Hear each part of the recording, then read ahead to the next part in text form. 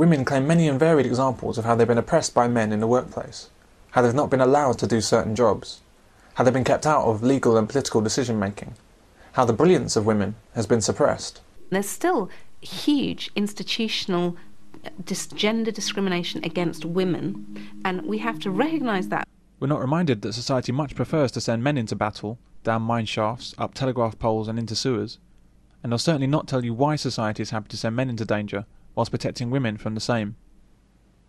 Women often complain about men not doing housework. Indeed, in Spain, there's a new legal right for women to claim grounds for divorce if the husband doesn't do a share of the housework. Needless to say, there's no equivalent obligation for her to earn a share of the income. Housework? What the hell is it coming down to housework for?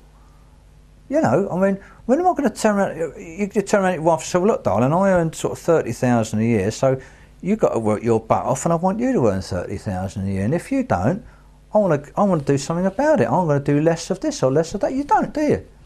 But men don't have this selfish female attitude. They don't want her to do her fair share outside of the home as well as raise children. Everybody loses. It's up to families to decide how they'll live together, not government. One of my brothers, who's 10 years younger than me, he got married to a young feminist, and God, she was a pain in the bum. He was studying to do his accountancy exams, so she and he knew that give it 2 or 3 years down the line, he was going to be on the real big money. You're talking 100,000 a year stuff, you know.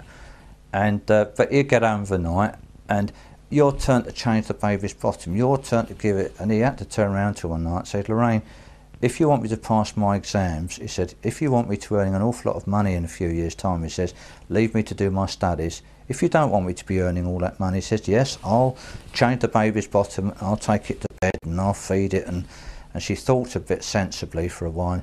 I think you're right, Donald, yes, I'll do it. But that's self-interest motivating. Exactly, I know. So but unfortunately it took self-interest to bring her around, you know? Yeah. A male chauvinist is a man who thinks women are inferior, speaks to them as inferiors, or treats them negatively based solely upon their sex. As with much of what feminists have to say about the opinions and actions of men, accusing men of chauvinism can rarely be justified. You male chauvinist King Kong pig! Oh, I'm a male chauvinist pig. The worst kind. Men have never treated women as inferior. Quite the opposite. Men have treated women, mostly woefully undeserving women, as morally superior. Men have sacrificed themselves for women, and put women first on every occasion. The evacuation will now proceed in an orderly manner. Women and children will be loaded aboard first. The 1842 Mines Act of Parliament prevented women from working underground.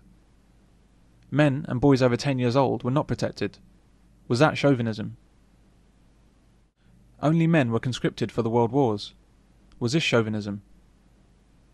In the Falklands War, Margaret Thatcher, a woman, sent exclusively men to fight and die. Even royalty doesn't escape risk, as women do. The Duke of York, who saw service as a helicopter pilot in the Falklands. Is this male chauvinism? When the Titanic sunk, it was women to the lifeboats first. Was this male chauvinism? Men created labour-saving devices for women before seeing to themselves. Before air filters were designed to reduce fatal lung damage from coal dust poisoning in mine shafts, men were inventing washing machines and vacuum cleaners for women to make their lives easier. Was this male chauvinism? Or perhaps male chauvinism occurred during the 1950s, when men, and only men, had nerve gas tested on them at Porton Down. Chauvinism has never been a part of male behaviour. If it was, it would be women dying on our battlefields, collecting our garbage, and cleaning our sewers. The third ever Nobel Prize went to a woman. In fact, she was awarded 2 prizes in 2 different fields. If men were chauvinist, we'd never have heard of Marie Curie. Men will always recognise ability where it's apparent. However, where men doubt the abilities of a superior, whether male or female, they're unlikely to willingly follow them. You do not piss around, am I clear? Boss. Can I ask a question, Bill? Yes, Tony. You ever been a station officer before? No. No, I haven't. General, I'm going to need a military liaison with intel background and Russian contacts. You got it. Oh, and General, make sure he's willing to take orders from a woman. The fact is that men respect ability. If a woman has it, no problem.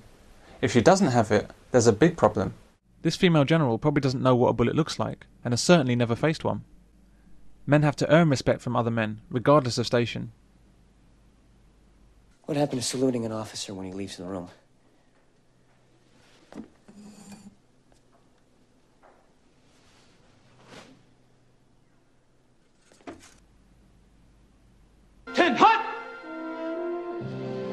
was an officer on deck.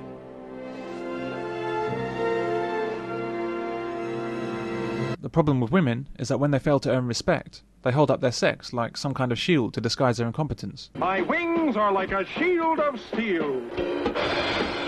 That's why women promoted in the armed forces is such a travesty. They haven't proven themselves, they can't do the job, yet men must follow their orders, or else they have a problem with women. Men don't have a problem with women, they have a problem with incompetence. It may get them killed. If they've done it and they've known their stuff and they've worked to get there, then fine, they command the spirit of the team. But if what most people don't command the respect of is people that will come straight out of university or whatever, go into the forces on a superior level, knowing academically they might be up for the job, but they've never actually come across any scenarios, fought any live fires, had any kind of conflict, and yet they'll come in and speak to some of the older and bolder guys, who've been in like 20 years, have been there, done that before they left school.